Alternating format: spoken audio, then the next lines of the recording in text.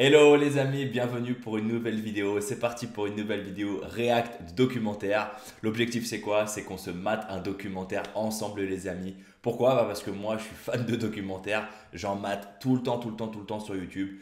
Et donc de deux choses. Premièrement, ça permet de regarder les documentaires ensemble. Donc de vous recommander des chaînes de documentaires que j'ai trouvé vraiment incroyables comme c'est le cas aujourd'hui. Et deuxièmement, ça permet de les commenter, de les critiquer parce que bon, on peut nous raconter n'importe quoi sur YouTube, donc parfois il faut prendre un peu de recul et c'est intéressant qu'on ait cet échange-là autour des documentaires. Donc c'est parti, vidéo d'aujourd'hui les amis, sujet touchy à fond, sujet hyper critique, les médecins en France. Les amis, moi je suis en Normandie, je suis à Dieppe maintenant à Rouen et putain il n'y a pas de médecin. Putain, j'en fais trembler la caméra. Putain, il n'y a pas de médecin, il y a des médecins nulle part. C'est quoi cette crise de la médecine? Et bah justement, aujourd'hui les amis, on va se mater un bon documentaire. Alors la chaîne, ça me fait super plaisir de vous la recommander aujourd'hui. Ça s'appelle Explore Media. C'est vraiment une chaîne que j'adore, qui font des documentaires un peu sur tout et n'importe quoi. Donc voilà, par exemple, celle-là, on se la fera bientôt. Les footballeurs, les médecins qu'on va faire aujourd'hui, les politiques. Bref, il y a plein de trucs hyper intéressants. Mince. Il y a plein. J'ai pas vu le documentaire aujourd'hui, les amis, hein. Il y a plein de trucs super intéressants à voir sur cette chaîne. Donc, Explore Media, les amis, je vous la recommande plutôt deux fois qu'une. Et on est parti, on enchaîne tout de suite sur le documentaire du jour. Pourquoi il n'y a plus de médecins en France? Let's go. C'est parti. Le monde entier manque de médecins. Ok, première news. Il n'y a pas qu'en France que c'est la galère. Alors, je suis allé au Canada récemment. Et là-bas, le système de santé, alors aux États-Unis, le système de santé est vraiment totalement différent. C'est-à-dire que la sécurité sociale, le fait qu'on puisse tous avoir accès à un système de santé gratuit, donc voilà, il y a quand même la question des mutuelles derrière, mais de manière générale, on est quand même soigné de manière globale, plutôt de manière exhaustive en France, assez gratuitement grâce à la santé publique, aux cotisations santé, à la sécurité sociale, voilà. Ça, il y a très peu de pays dans le monde qui font ça. Au Canada, c'est comme ça aussi. Et j'ai été surpris de voir ça, alors que juste en dessous, aux États-Unis, pas du tout. Les États-Unis, vraiment, mais tu lâches un bras juste pour acheter le moindre médicament. Vraiment. Et les mutuelles là-bas, elles t'arnaquent la gueule à fond. Il n'y a pas du tout de système de santé, de remboursement, quoi que ce soit. C'est vraiment, tu payes pour être en vie. Vraiment, c'est vraiment ça. Donc en France, on a vraiment cette chance d'être protégé. Mais il n'y a plus de médecins. Donc, première news déjà, documentaire. Apparemment, c'est la merde partout dans le monde. falta de médicos. Екатерина Цыганкова. 필수 의료 분야에서 Doctor shortage. Dans les pays occidentaux, on vit de plus en plus vieux. Les besoins de soins explosent, mais pas le nombre de médecins. En France, on a perdu plus de 10 000 généralistes depuis 2010. Parce que Ça, c'est pas normal. Ça, c'est pas normal. On a perdu 10 000 généralistes en 10 piges. Franchement, c'est... Pourquoi? Alors, je sais que les études de médecine sont très difficiles. Notamment, il y a le numerus clausus. Donc, qu'est-ce que c'est? C'est un numéro en fin de première année de médecine. Ouais, on en prend 300. Et pas 4, pas 301, 300. Le mec qui arrive 301ème, il l'a dans le baba, laisse tomber. Il a fait un an de médecine, il est au taquet. Il a le même niveau que le mec qui est 300ème, mais il n'est pas pris. Et donc, ce numerus clausus là, il est tout le temps remis en question, etc. Et moi, j'aimerais bien savoir pourquoi ce numerus clausus là, on le fait pas exploser. Pas exploser non plus jusqu'au point où on recrute des mecs qui vraiment ils prennent ça par-dessus la jambe. Mais en 10 ans, perdre 10 000 médecins, c'est pas normal. C'est pas normal. Déjà, révolte. Attends, je suis révolté. que si la population vieillit, les médecins aussi. Et dans les 10 années à venir, c'est 49% de la profession qui doit partir à la retraite. On a 15 ans de crise. Pas normal. Ouais, c'est la merde, et c'est pas moi qui le dis, c'est l'Organisation mondiale de la santé qui parle d'une bombe à retardement. Pourtant, cette situation, ça fait longtemps. La bombe à retardement. Moi, dans ma famille, il y en a... il y en a bien 3/4, ils ont même plus de médecins généralistes. Ils ont même plus de médecins traitants. On la voit venir. Et tandis que certains pays ont essayé de résoudre le problème, en France, cette pénurie de médecins, elle a été organisée. Comment un petit groupe de médecins est parvenu à... Petite théorie du complot de la médecine. Aïe, on aime ça. limiter l'accès à la profession pour conserver ses patients. Dans cette vidéo, Oh, on les vous explique enfoirés. comment notre système de santé s'est fait berner. Mais il y a un game, les amis, c'est louche. C'est louche ce qui se passe derrière les médecins, le numerus clausus là. Il y a un truc, il y a un truc, il y a un truc, il y a un truc. Bon, l'autre il parle dans une théorie du complot, par contre, il me fume.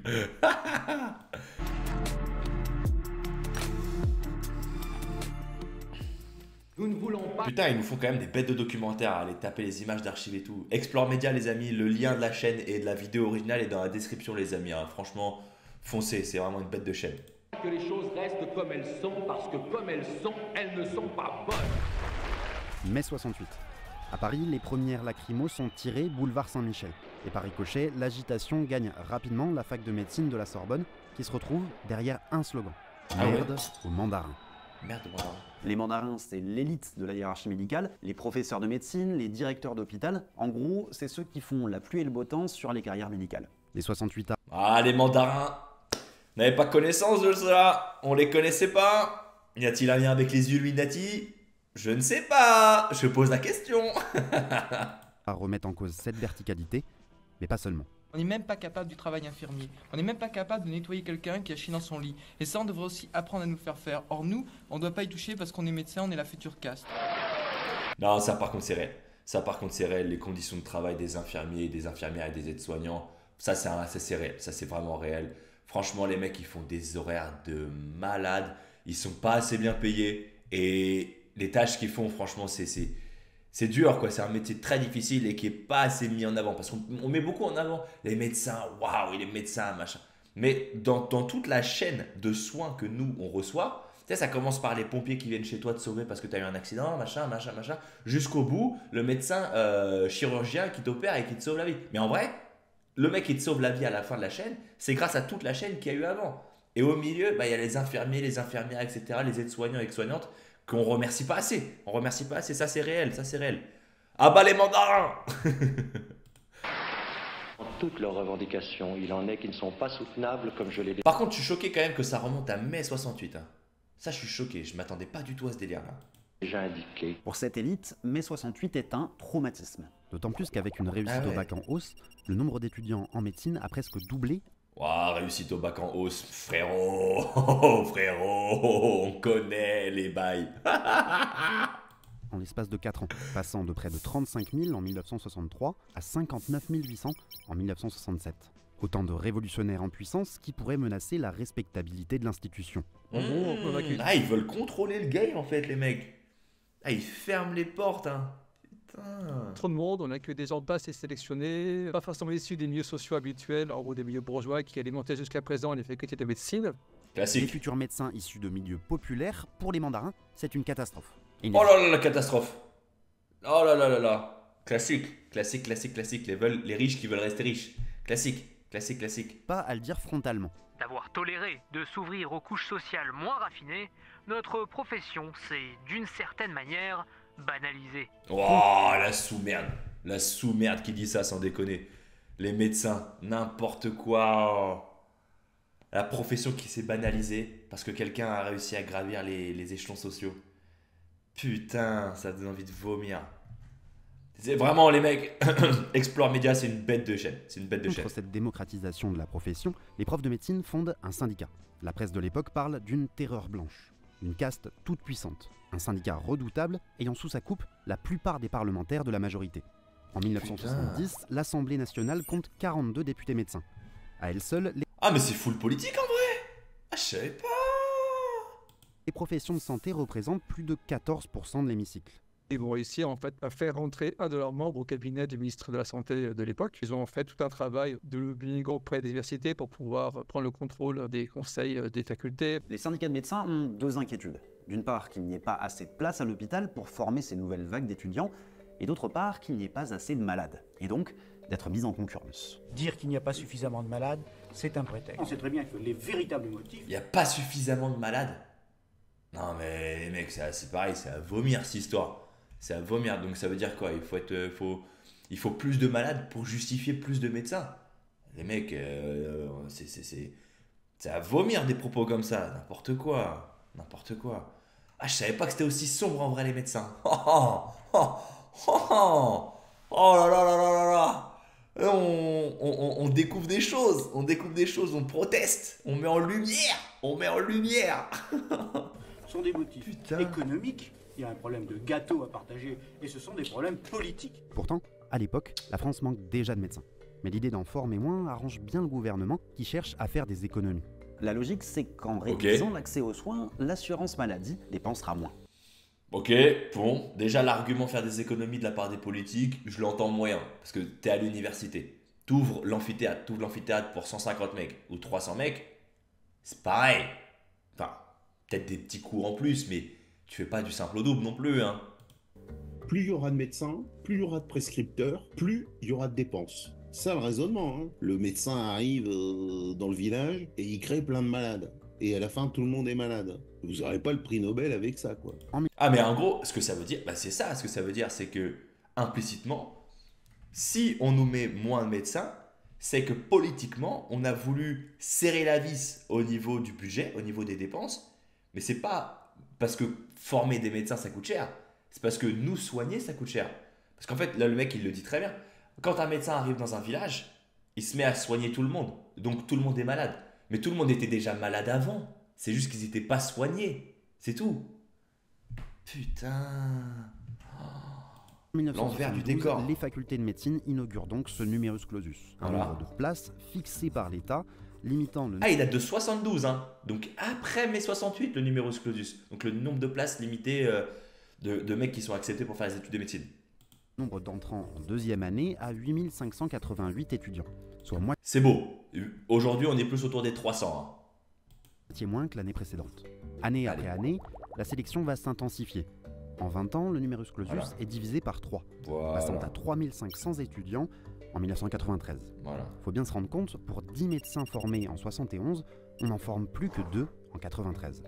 Un niveau historiquement bas qui va se maintenir jusqu'à la fin des années 90. Et d'un point de vue purement budgétaire, ça fonctionne. En réduisant l'offre de médecins, on réduit le volume de consultations remboursées par l'assurance maladie. C'est cynique, mais ça marche. Voilà, c'est ça. Mais c'est complètement cynique, il a tout dit. C'est que ils veulent réduire les dépenses de l'État, mais pas parce que les médecins coûtent cher, parce que soigner les patients, ça coûte cher. Donc on veut moins de soignés, donc moins de médecins. C'est tout simplement ça la vérité. Aux hôpitaux, la situation devient rapidement intenable.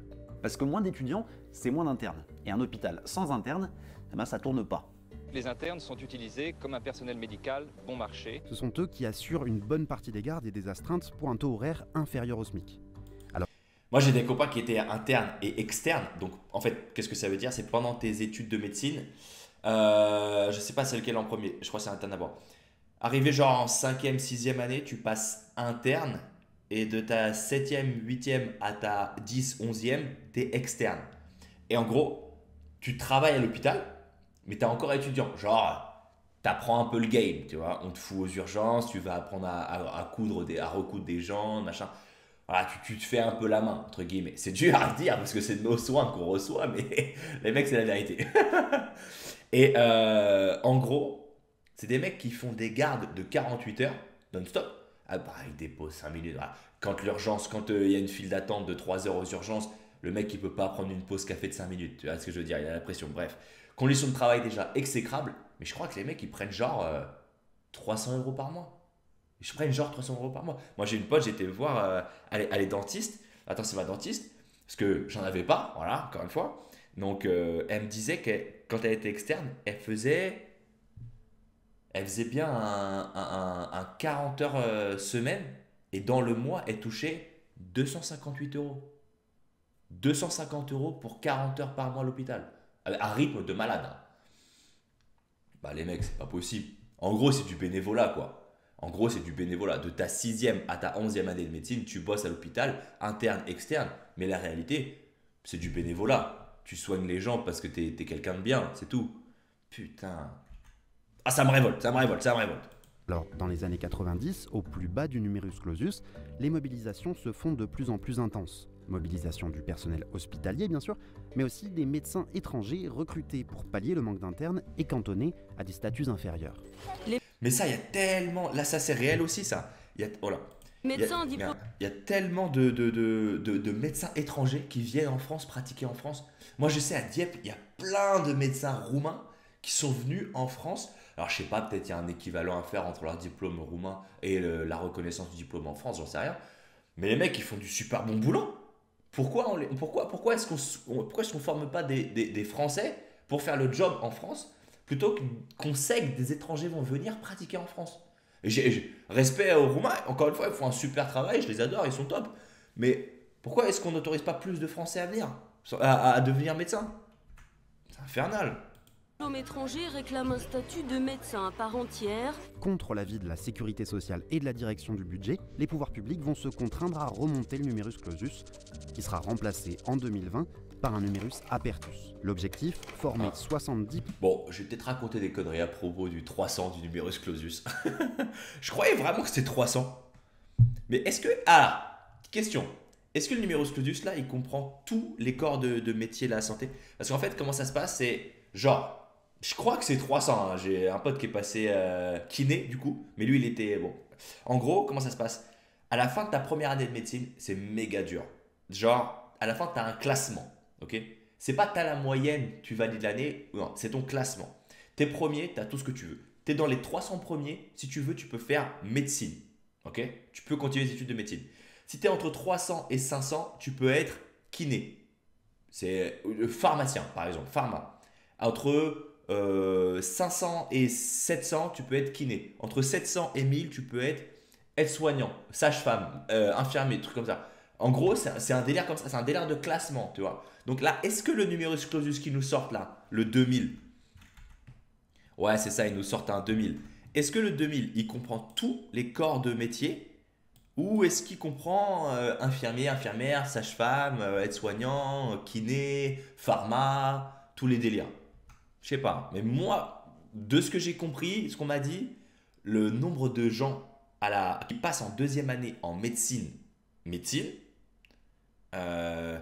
c'est pas 2000, hein. C'est plus du 300.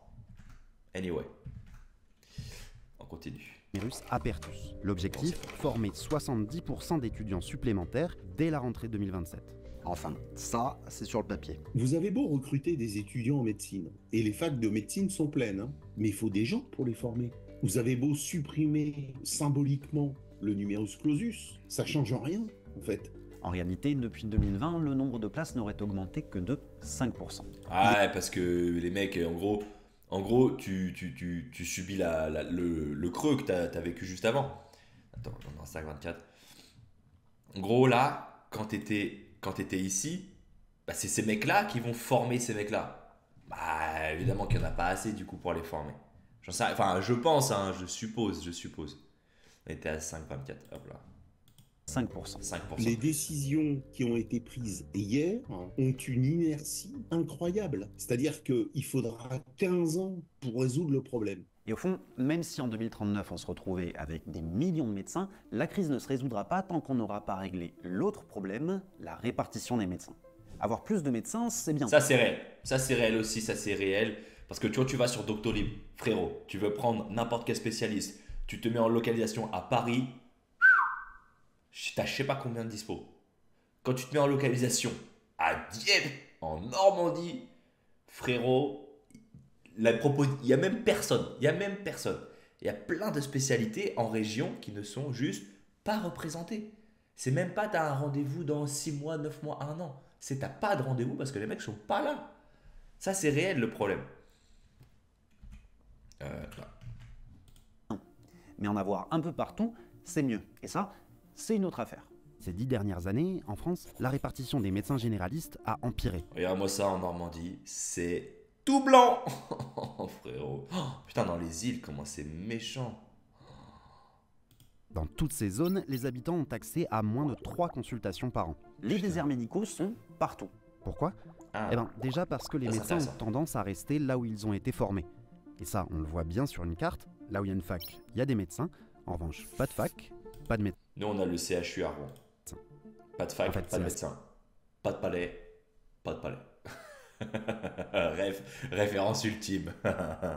C'est simple, presque tous les départements perdent des généralistes, sauf la façade atlantique et les sommets savoyards, qui semblent particulièrement séduire la profession. Bah, ouais, normal, les mecs qui veulent se mettre bien, vivre dans une région où la vie est belle. Non, ce que je comprends, hein. C'est-à-dire, je viens de me taper 10 piges d'études, je sors de mes études, j'ai 30 ans.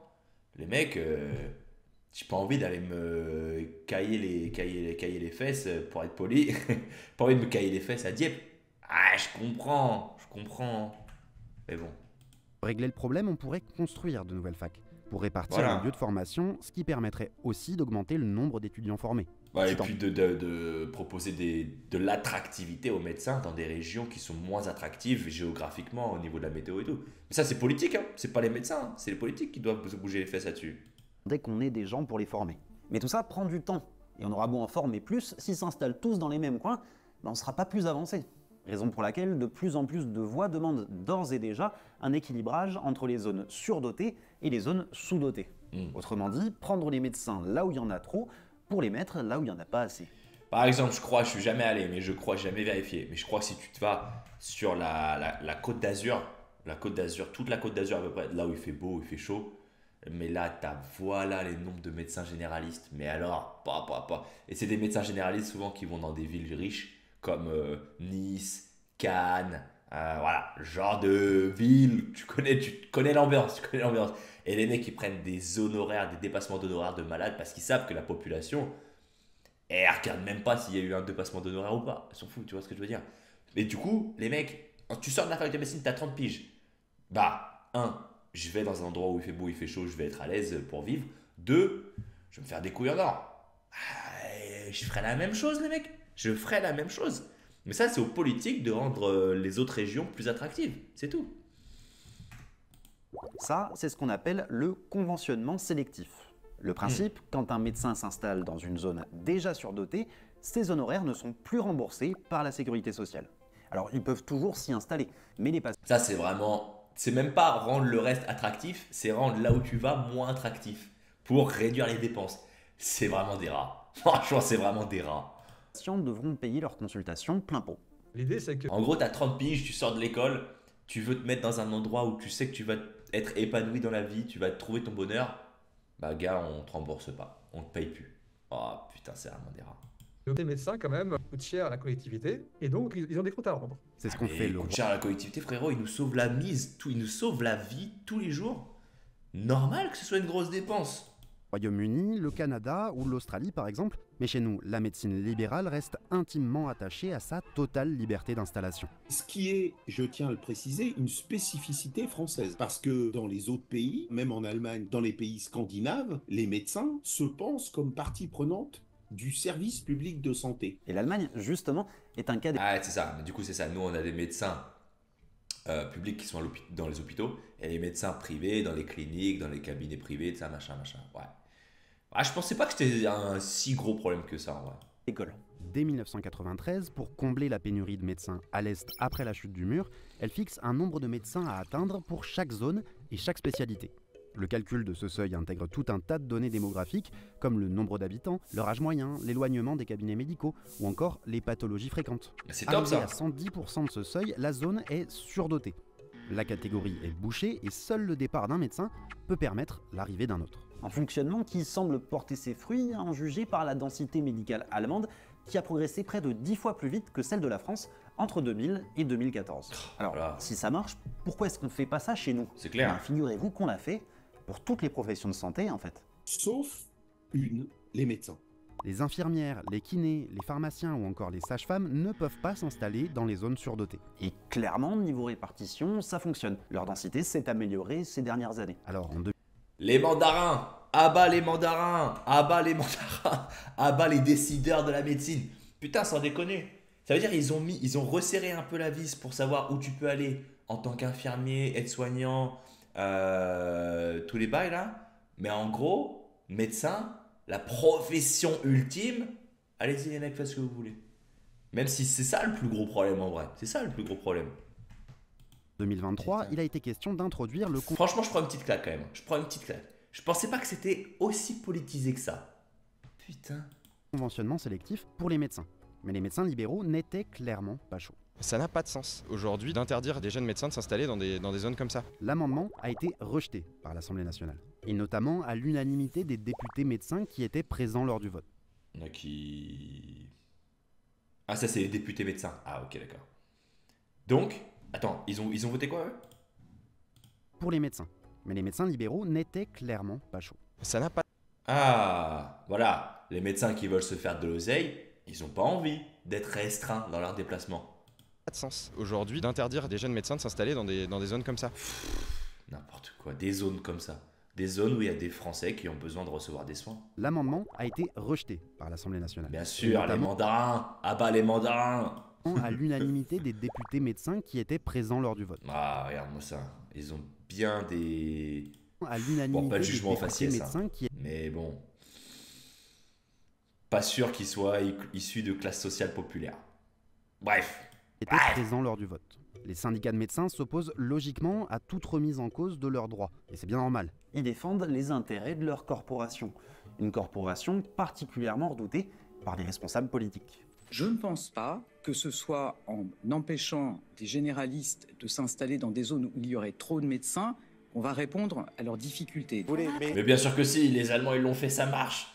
Putain, voilà, en gros, les politiques, ils veulent pas se mettre à dos les médecins parce que les médecins, ils ont du pouvoir, parce que les médecins, ils ont de l'argent, parce que les médecins, ils sont politisés à balle. Donc en vrai, c'est juste du copinage politique à mort. Ça me fait vomir.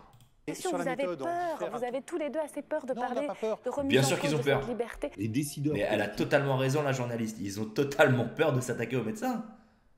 Les décideurs politiques ont une trouille bleue. Mais ils ont... Les mecs, je l'ai dit avant même le documentaire. Mais c'est... Le même schéma se répète. C'est d'autant plus une trouille bleue qu'on a un déficit de médecins généralistes. Ah, ils ont encore plus peur de la réaction des médecins que du fait d'avoir un déficit de médecins.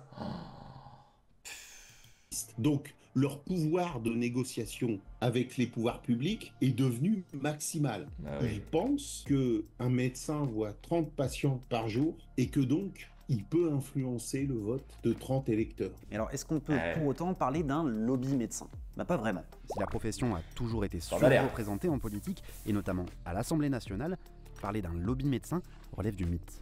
Tout simplement parce que, pour des raisons institutionnelles, le Parlement n'a pas beaucoup de... Et il avait une belle webcam. Il avait une belle webcam quand même, hein, le médecin. Ouais, tu vois que les médecins n'est pas dans l'informatique ou dans la bureautique. Non, non, non. Bon médecin. Pour des raisons institutionnelles, le Parlement n'a pas beaucoup de pouvoir sous la Ve République. A contrario, si on parle du pouvoir médical à l'Assemblée, les profs sont surreprésentés à l'Assemblée. Vous avez l'impression que l'école va bien? Non, en fait. Mais bon, un mythe est un mythe. C'est-à-dire, il peut être faux, mais si tout le monde y croit, il est vrai. Alors après 5 ans... Voilà, c'est ça. Ouais, c'est ça. C'est ça, il a totalement raison. Même s'ils nous disent que le lobby des médecins en France, il n'existe pas, bah, pour moi, ça en a tout l'air quand même qu'il existe, hein. En temps de tergiversation face à un lobby imaginaire, peut-être est-il temps de faire face à cette crise qui n'en est encore qu'à son début. Près de la moitié des médecins partiront à la retraite dans les 10 ans à venir, alors que les hôpitaux sont saturés. Qui s'occupera de leurs patients? Eh ben, rendez-vous dans 15 ans.